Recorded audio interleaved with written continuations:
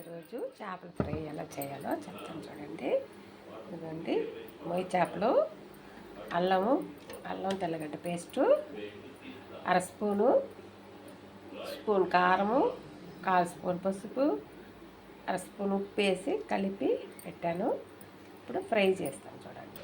ఇదిగోండి కడాయి పెట్టి దోసపెనం పెట్టి ఆయిల్ పోసాను.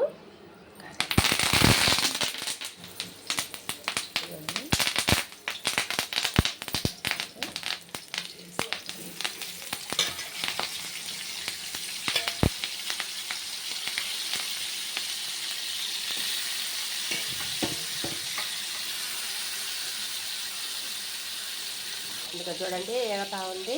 ఇంకా కాసేపు వేగినాక తిరగేస్తాను. ఇదిగోండి తిరగేసేస్తాను.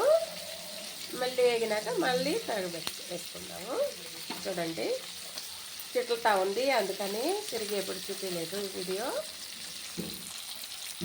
హాయ్ అండి, చూడండి చేపల ఫ్రై ఉంది, ఆపేస్తున్నానండి. ఇది మొయ్యి చేపల